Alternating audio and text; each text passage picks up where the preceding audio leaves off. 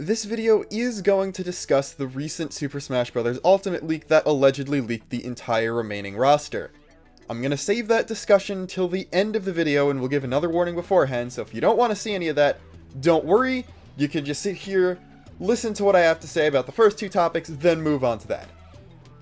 But hey, this is, I guess, technically a new show for this channel, being Xenoblade News, where if there's news about Xenoblade, I'm going to talk about it and put it in a playlist called Xenoblade News so you can go see it in a timely manner or something like that. I don't know. Basically, this kind of stuff doesn't fit in a playlist for any specific game, so I'm just going to talk about it. Our first thing is something that's actually been out for a bit of a long time already. It's been over a week, and it's been exactly a week, and I just hadn't talked about it because I had a bunch of other important videos in the way.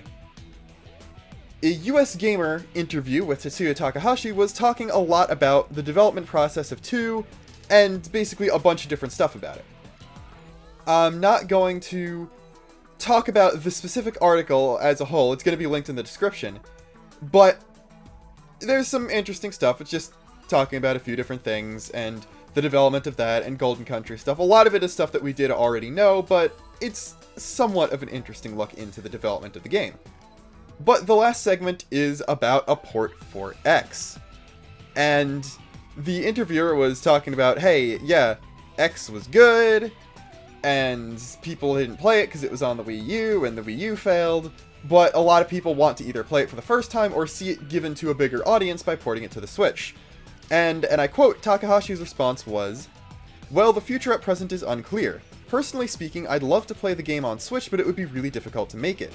And when talking about the roadblocks, his answer is, and I quote, money, it's a massive game, recreating it would be really difficult.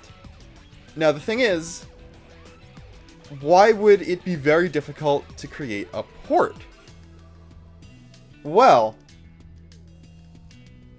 a lot of the Wii U games that were ported so far basically relied on, oh, okay, you can use the gamepad as another screen.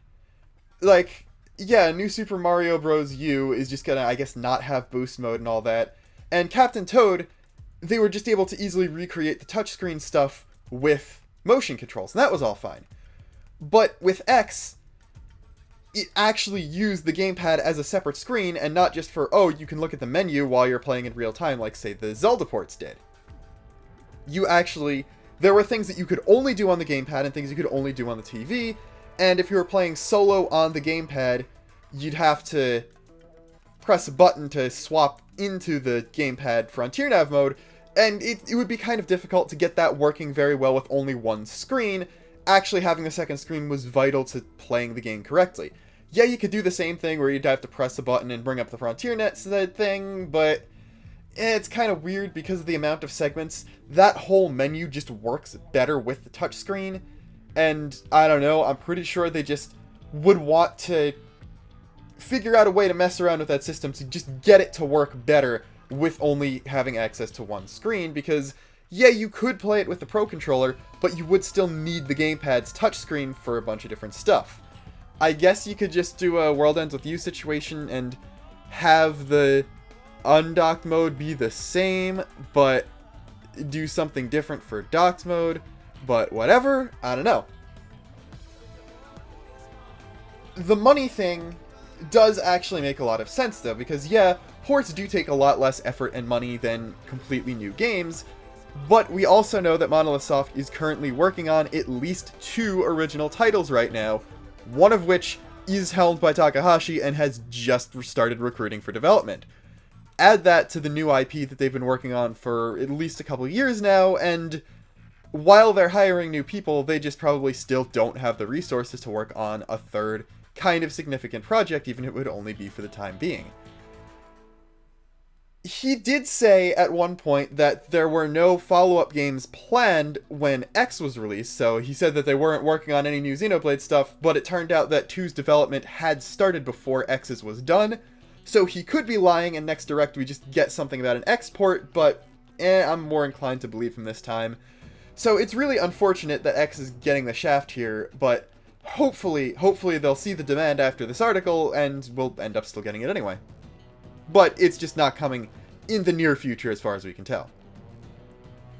So moving from bad news to good news, Xenoblade Warriors might actually be a thing. I'm getting this from Go Nintendo, but a few people have also talked about the same story. Like the US Gamer article, people from different sites were writing articles about another person's article. But this one was an interview with Mike Tendo64, who I'm not familiar with, but looks like to not be affiliated with a specific site. I don't know, I'm not gonna try to talk about that. But the important thing is, it was an interview about Warriors Orochi 4. So, this isn't a Xenoblade thing, this wasn't talking to anyone from Monolith, but they were talking to the producer Masaki Fujiwara, who worked on that game. And it was recently released. I'm gonna look it up right now. Orochi 4, what platform did it release on? It was released on PC, PS4, Xbox One, and Switch, so it came out on everything. But presumably just for the Switch version, it turns out that the developers were considering including a Nintendo character. So, this is a quote from Fujiwara. He said, "Yes, we thought about it. However, as we focused on delving deeply into the Dynasty Warriors and SW Cast," I guess that's a crossover with something else. I'm sorry, I'm not familiar with the Warriors franchise outside of the Nintendo crossovers. But, he said that they focused on delving deeply into those two casts. Oh, Samurai Warriors, duh. Including an incomplete cast of other games would be disrespectful for the fans, so they didn't want to do that and basically eat up spots for other legacy characters from those games by including someone from Hyrule or FE Warriors. He was also asked, though, about the potential for other Nintendo franchises to get the Warriors treatment, because Hyrule Warriors and Fire Emblem Warriors, I only played Hyrule, wasn't too into Fire Emblem. I enjoyed Hyrule fine, but it wasn't, like, blowing me away. I didn't dislike the game, and I know a lot of people did like it, and thought that they were two of the better Warriors games in recent times. I know that just is the general consensus, so that's cool. I would love to see more Nintendo franchises getting that treatment, and really, if you go down the list, Xenoblade is probably the next one in line for ones that would make sense and be easily applicable to that format. So, this was his quote, and he said, "Again, as a personal opinion, I think there would be potential for the Ys and Xeno series to be adapted because, just as you mentioned, they feature characters having a strong impact and therefore would meld well with the Warriors series." So, the interesting thing is that he said Xeno and not Xenoblade. Now, this was pertaining to Nintendo stuff, so yeah, obviously Blade would take the forefront, but this said specifically Xeno. That doesn't mean just Blade. That could also imply Gears and Saga, which, yeah, that would be pretty nice. I would love to see a Xeno crossover game in a different genre in general, because all the games in the series, even between the Blade games, do have different gameplay while still falling under the JRPG umbrella, and I feel like fans of any given game would be a bit disappointed if, even trying to compromise between all the styles, a crossover RPG of them used a type of gameplay that was closer to one specific one over the others. So, if you're going to cross them over, I think it would be cool to do it in a different style. Like, yeah, we had some Saga and Blade crossovers already in Project Cross Zone, and that was more of a tactical RPG, so that was kind of the same thing, but while still being an RPG. But honestly, people have wanted Xenoblade Warriors, myself included, for a while, and I'd say adding characters from previous games as well would be great. I might make videos in the future talking about, oh yeah, stuff you could do for Xeno Warriors, and my opinions on it, but I'd rather wait to see if we get an official confirmation first, because, hey, this is just one guy saying he'd want to do it. It's not really any huge big confirmation. I'd make a wish list, but again, my ideal Xeno Warriors would be one including characters from older games, and, like, not just characters, obviously, plot elements and that kind of thing. And I still haven't played the older games yet, so maybe I'd do that once I'm done with Gears and Saga, but I'm not really sure on that. I'm not gonna talk too much about that kind of thing, but the weird thing is, if this game were to exist, I would have very different expectations and standards for it depending on what type of game it actually was. If it was Xenoblade Warriors, I'd be okay with it being like just a non-canon for fun challenge mode XC2 style crossover of the three existing universes and just having characters get together, villains are doing something, maybe introduce some new guy who brings back all the dead villains from the other games and they're fighting together and you get to go to different places, wage giant battles against large forces of Mechon and or Ardanian soldiers and or Ganglion, in many different locations from across the series, like Bionis Leg, NLA, Left Theory, I don't know, I couldn't think of a place from 2 off the top of my head, but just that kind of thing, basically what they already did for Hyrule and Fire Emblem, but with the 3 Xenoblade games. If it were Xeno Warriors as a whole, though, I would want a lot more stuff in there. Like, I'd actually want it to be a canon crossover plot about all the different universes, and for it to actually not necessarily continue on the stories, but bring them together and elaborate on the implied connections in other games. I'd love for it to actually be a Takahashi written story, and most importantly, probably, I'd love for them to actually get some Xenogears in there, because it was obviously shafted in Xenoblade 2 representation because of Square being Square, and we got a ton of previous Blade stuff, and we also got a sizable amount of Xenosaga representation in terms of 2 Blades and Cosmos' Quest, making a lot of Xenosaga fans really happy. And yeah, I could see Bandai Namco still being on board with this. They've worked closely with Monolith Soft even after they didn't own them anymore, and they seem to be fine with allowing their characters to cross over as long as it's helmed by the same people who originally made them. So I could see Saga being in there a lot more likely than Gears, but if it's a crossover of all of them, it just feels wrong to not have Gears in there. And I don't know, that's just kind of what it would be. If you call the game Xenoblade Warriors, that's fine. I'd be okay with it being whatever it was, even if it was just kind of a fun, trashy thing. I'd play it, obviously, and I'd like for it to be a good game, but plot-wise, I wouldn't care if it was called Xenoblade Warriors. If it was called Xeno Warriors, I'm coming in expecting, not necessarily written by Takahashi, but a Takahashi-level plot that actually incorporates characters not just from the Blade games, but from all of them, crossing them over, giving them somewhat realistic reactions with how they would behave interacting with each other. Basically, we got a cool taste of that with the Xenoblade 2 DLC, and I'd like to see that for all the games, even the ones I haven't played yet, because, I don't know, I feel like even despite not having played the older games, I would still hold a Xeno Warriors to a higher standard than a Xenoblade Warriors.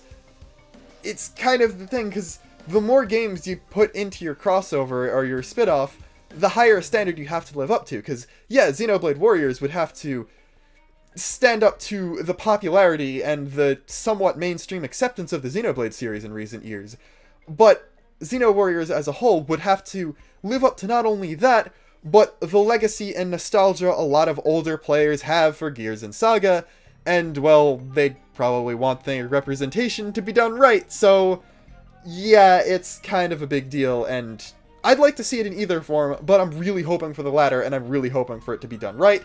But of course, we have no idea if it'll ever actually happen in the first place.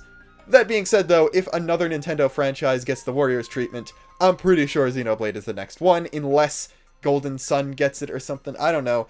Nintendo doesn't have that many typical fantasy-type franchises that would work. Like, Zelda and Fire Emblem are the biggest ones. You could probably do something for Mario, but I don't know.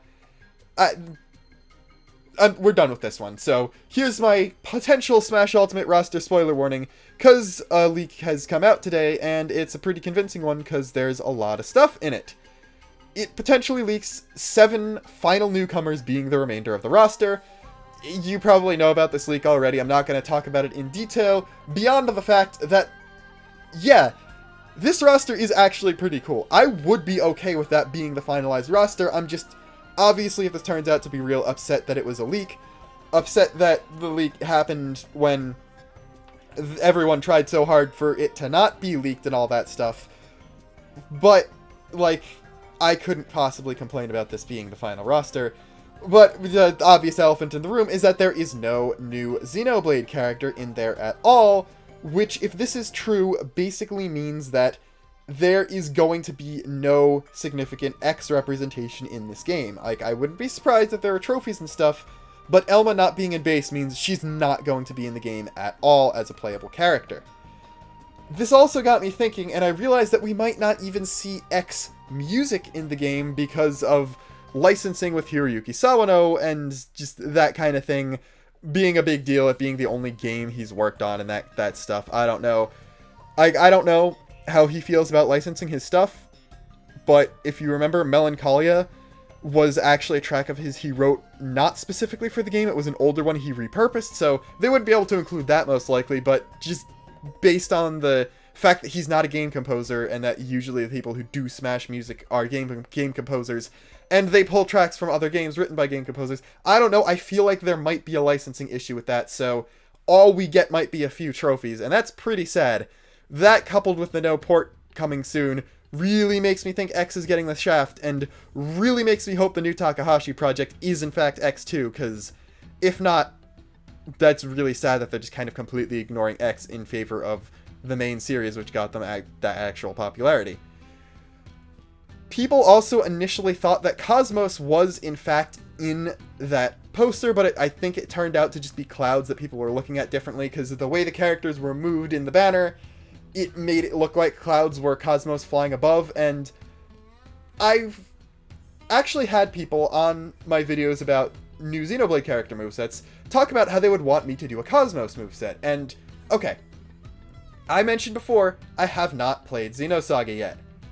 I have zero problem with Cosmos being in Smash, even if she were to get in over, say, Elma or a Xenoblade 2 rep. I just want the Xeno series to get more publicity, and putting Cosmos in as a surprise other third-party rep would actually be really cool.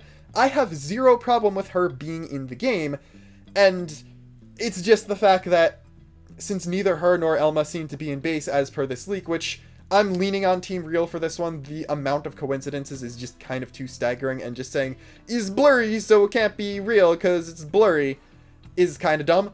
But just in general, the fact that there are no new Xeno characters in this basically means that the only new representation we're going to get is from the inevitable Xenoblade 2 DLC character, which does make me kind of sad because, hey, X exists, hey, older games exist, how about you stop only focusing on the most recent popular one and talk about the reason that the series is actually a thing and got this far in the first place?